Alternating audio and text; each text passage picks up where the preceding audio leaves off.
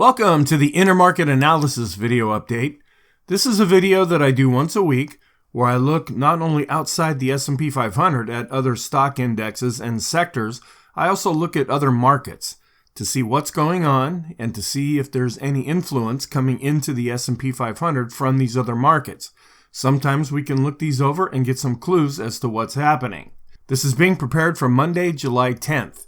The first area that we look at is valuation. We not only look backwards to see how do we look historically right now in the S&P 500, we also look forward to see what does it look like based on what analysts are projecting for earnings going forward from here. So the first area is looking backwards. This is the TTM, or trailing 12 months, and we compare that with the PE ratio. When it's at 20 or above, the market is considered to be expensive. Well, right now, the black line, which is the S&P, is above the red line, which is a PE ratio of 20, so we are considered expensive on a historical basis. Then on the bottom, I have the distance between the current price of the S&P and the PE ratio of 20.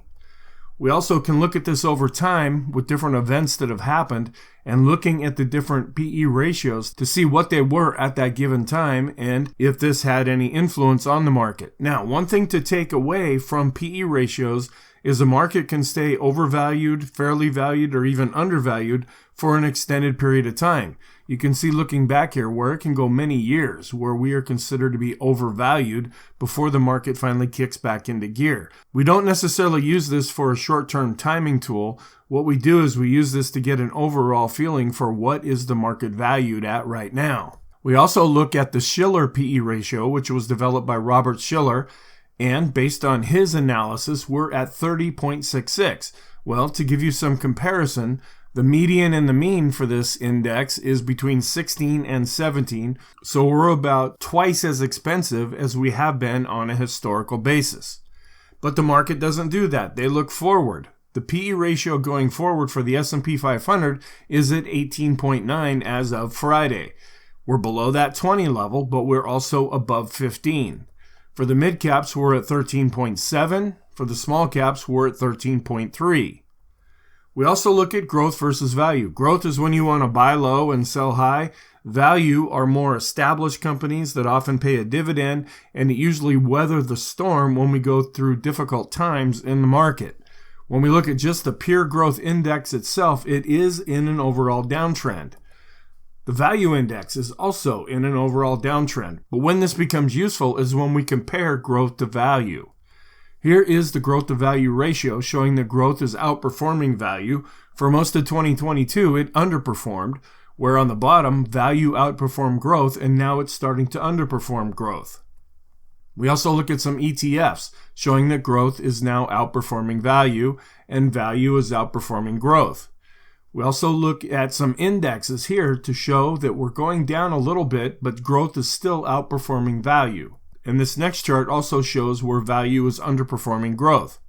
Then the last chart where we look at some other indexes to see that yes, in fact, growth is outperforming value. The reason why I use so many different growth and value charts is they're calculated different. The weight inside either the ETF or the index can be different. So we just like to get a broad array of different views to give us an overall picture. We also compare small cap growth to small cap value, where growth is outperforming value with the small caps, but we have seen some recent weakness. However, it still is in an overall uptrend. This is where we're seeing some more strength in the market, although we have seen some recent weakness. Mid-cap growth is really outperforming mid-cap value and is in an uptrend. We look at another ratio from growth to value showing that growth is improving, where value is now starting to underperform. Then this is the one that we probably keep an eye on most for the S&P 500. This is the growth to value ratio. And even though it's still in an uptrend, we're getting a little bit concerned because we are seeing this ratio trailing off. Some inflation gauges that we keep an eye on. The CRB index. This is a monthly chart. When this is going down, the things that are inside the CRB index, that means they're tending to decline.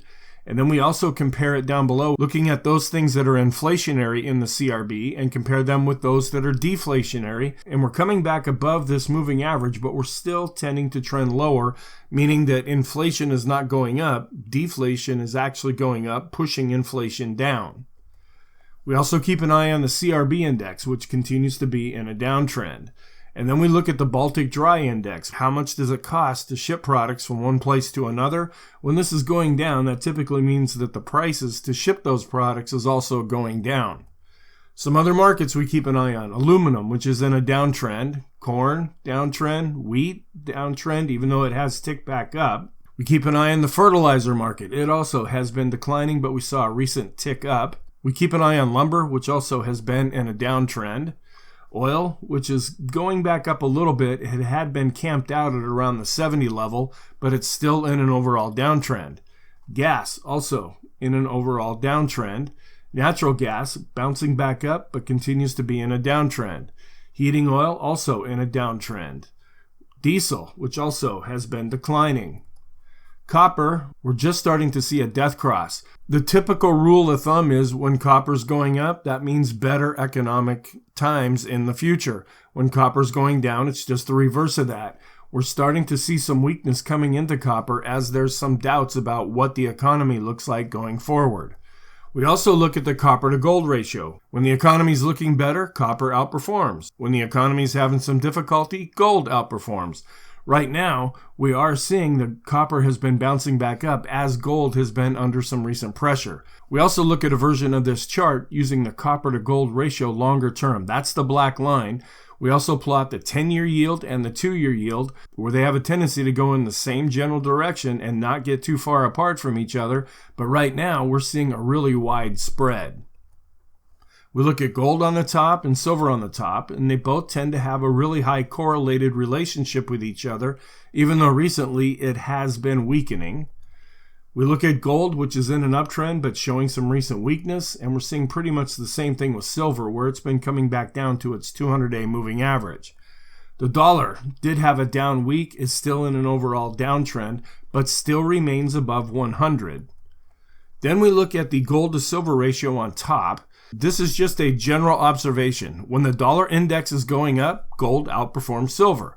When the dollar index is going down, silver outperforms gold.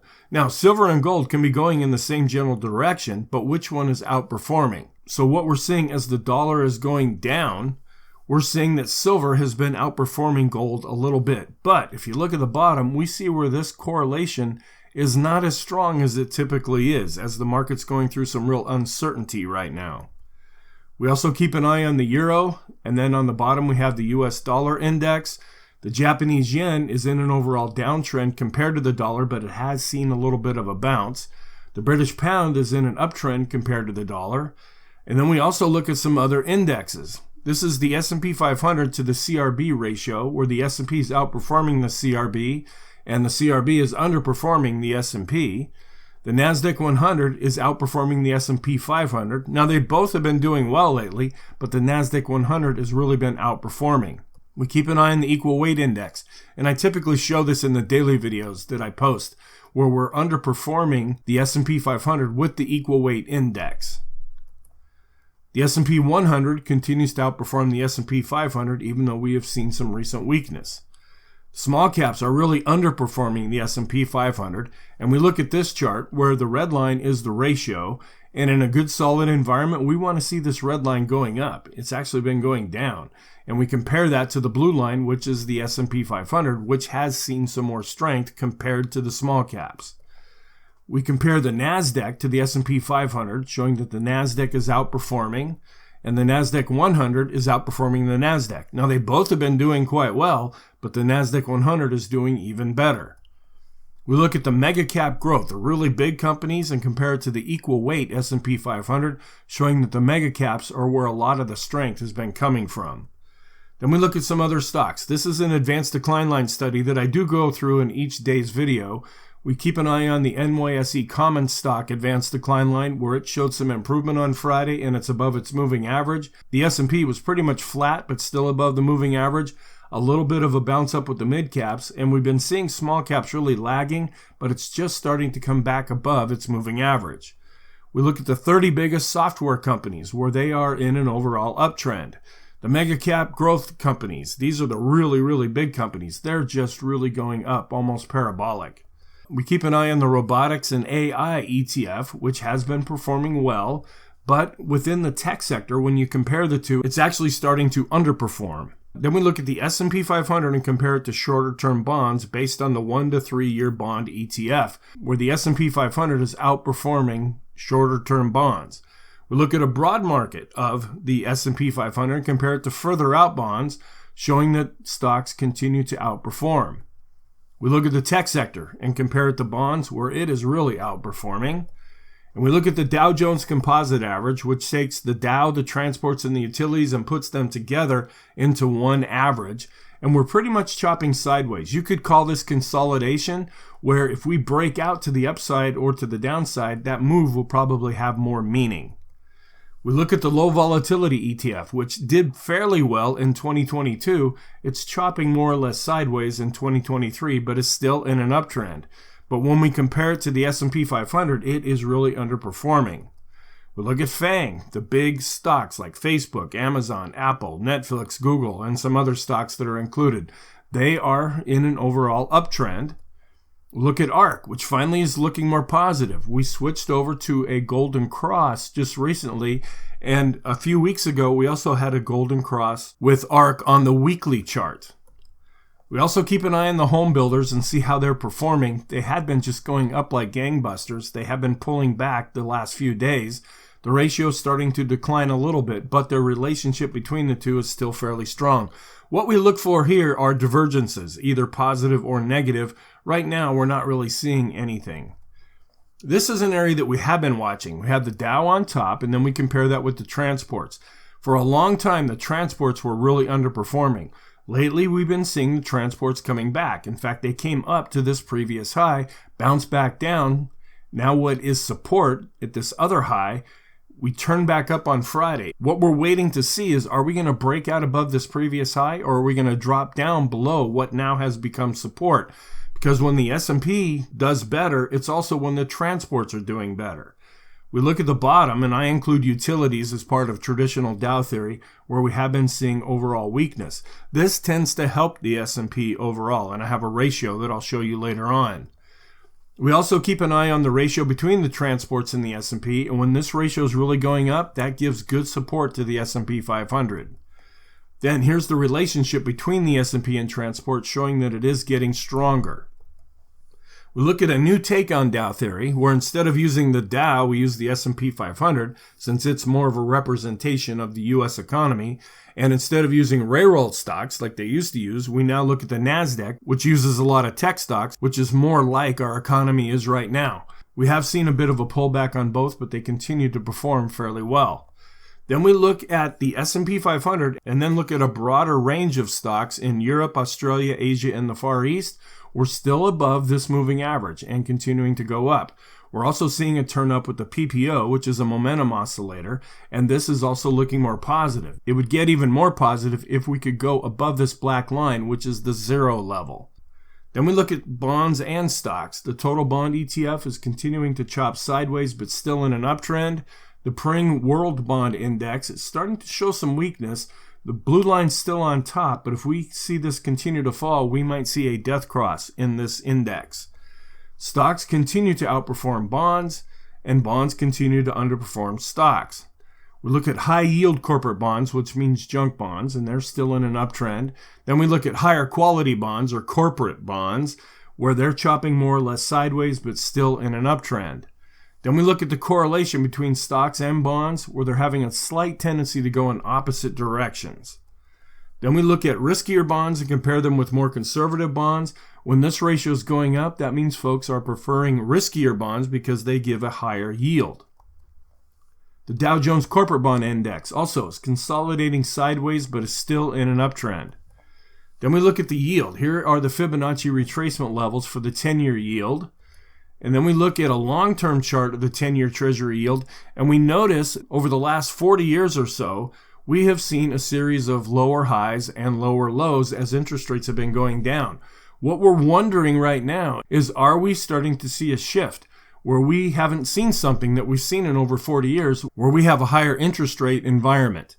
Chris Shavako from Shavako Capital, who puts out a video every week, he's the one that's really been paying attention to this. We also compare the S&P 500 to the rise in interest rates, where the S&P, even though it's showing some weakness, is still outperforming. Then we look at the Fibonacci retracement levels on the 30-year yield, and we're still above this 61.8% retracement level. We look at bonds, and they really had some pressure in this past week where prices were going down as their rates were going up. We've dropped below the 200-day moving average, and the RSI is continuing to look negative, and the MACD is also in a downtrend. Junk bonds, though, still continue to be in an overall uptrend. When we compare junk bonds with government bonds, junk bonds continue to outperform. We also look at a daily chart of yields showing how they really spiked up on Wednesday and Thursday of this past week, but we saw them come down slightly in Friday's session. We look at a weekly chart internationally, where the UK now has the highest interest rates, followed by the US and Germany. We do see Japan down here, and that's their own little story that I'm keeping an eye on. There's a reason why their rates are really low, and we're just wondering, is that going to develop into a bigger problem? So far, it has not. We look at the 5-year yield and how it's been performing, where it tends to be in an overall uptrend. In the short term, it's in an uptrend. It's pretty much flat in the intermediate term, but continues to be in a downtrend with the long term. We also have another 5-year yield study where we're going above the moving average, but the special K, which is a very long-term momentum oscillator, shows that we're in a downtrend.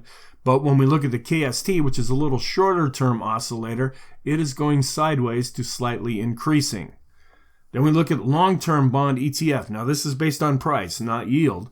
Short-term, we're starting to cross over positive. Intermediate term, we're still looking negative, but we're still positive in the longer term. We keep an eye on the MOVE index, which measures the volatility of bonds, and it really spiked up as bond prices were going down on Wednesday and Thursday. Then we look at that compared to the VIX, which measures volatility in stocks, and the correlation between the two is very strong. Then we look at the Treasury bond prices and compare them on a ratio basis with the CRB index, showing that bond prices are outperforming the CRB. Then we look internationally at the stock markets and saying, okay, China's starting to roll over a little bit, as are emerging markets and Europe. Japan is looking a little bit better, and we're seeing a lot of inflows into Japanese stocks right now. The S&P, based on this oscillator, is showing a little bit of weakness. Then we look at different sectors. We compare the sector with the S&P 500. The materials sector is underperforming the S&P. Communication is the really strong sector right now, where it's outperforming. Energy is underperforming the S&P. Financials are really underperforming the S&P. Industrials are showing some improvement but continue to underperform. Tech is also another strong area that has been outperforming. We look at staples, which have been underperforming, and real estate, which is also underperforming. Utilities, which continue to underperform. We also have an S&P to utilities ratio, and when this is going up, that often gives good support to the S&P. When this is going down, that can put some real pressure on the S&P. Then we look at healthcare, which is in an overall downtrend. We have discretionary, which is showing a lot of improvement, and we've seen a recent golden cross with this ratio. Then here's another chart of healthcare showing how it is declining.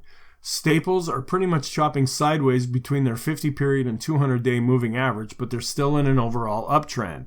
The tech sector continues to be strong. When we look at the tech sector and compared to the S&P, tech is really outperforming. Semiconductors continue to be in an uptrend, and energy is really underperforming the tech sector. We look at growth stocks, which is buy low and sell high, and compare them with bonds. Growth stocks are really outperforming bonds. We look at the tech sector and compare it with the rise in interest rates. Put the tech sector under a lot of pressure in 2022. Well, now the tech sector is outperforming. Here's an inverse of that same chart showing how interest rates are now underperforming. We look at discretionary, which typically is kind of a growth area, and then staples, which is more of a value area. We're starting to see discretionary really outperforming staples. And an inverse of that is showing how staples are underperforming discretionary.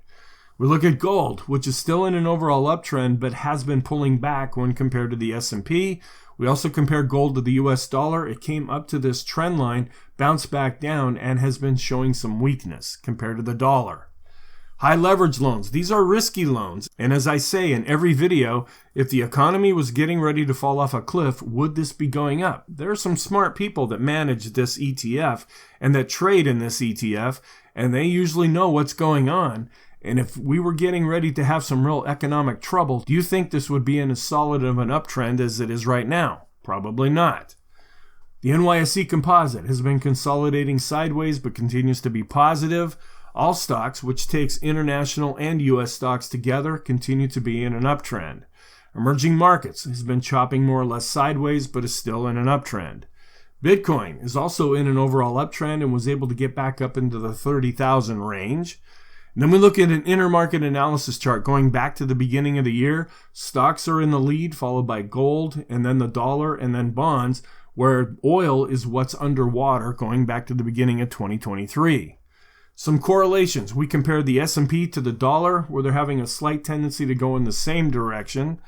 We compare the S&P to oil. They're also having a slight tendency to go in the same direction. When we look at the tech sector to the 10-year yield, they're also having a slight tendency to go in the same direction. And the S&P to the 10-year yield going in the same direction.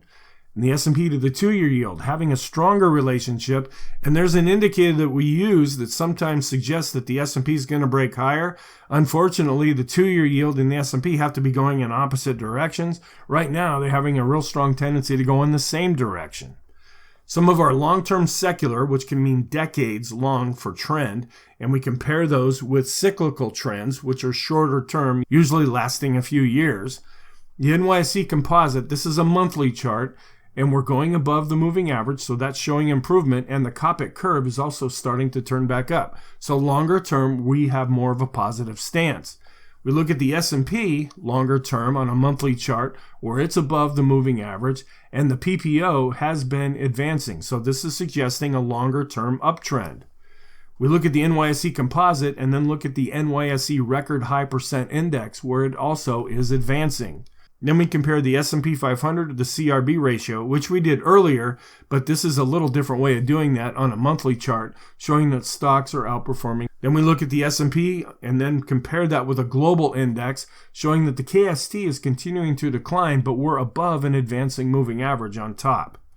So what's positive right now? And my definition of positive is the 50-period simple moving average is above the 200-day simple moving average. We have the big software companies that are positive, the euro and the British pound compared to the dollar, copper, even though it's getting close to crossing over negative, gold and silver, mega caps, low volatility stocks, the Dow Jones Composite Average, FANG and ARK. All the different bonds that we look at continue to be positive for right now. Staples, the tech sector and semiconductors, high leverage loans. The Dow and mid-caps are still in overall uptrends. The NASDAQ and NASDAQ 100, the NYSE Composite, all stocks, and emerging markets, and then followed up by the Bitcoin index. What's negative? This is when the 50-period moving average is below the 200-day moving average. The growth indexes that we've been following are still in a downtrend, as are the value indexes, but when we compare the two, growth is outperforming value. The CRB index is in a downtrend. The dollar is in a downtrend. The Japanese yen is in a downtrend when compared to the US dollar. And then finally, we have micro caps and small caps, which are in downtrends. The reason I have a little asterisk right here is we saw something kind of strange this past week. We look at the small caps on two different indexes. The Russell 2000 index, which just gave us a golden cross, and we also have an S&P small cap index that we follow, where the 50 and 200-day moving average are still far apart from each other. So we're seeing a bit of a discrepancy there. So thank you. I hope you found this helpful. Please feel free to check out the other videos that I post. Have a wonderful weekend, and I will talk to you in the next video.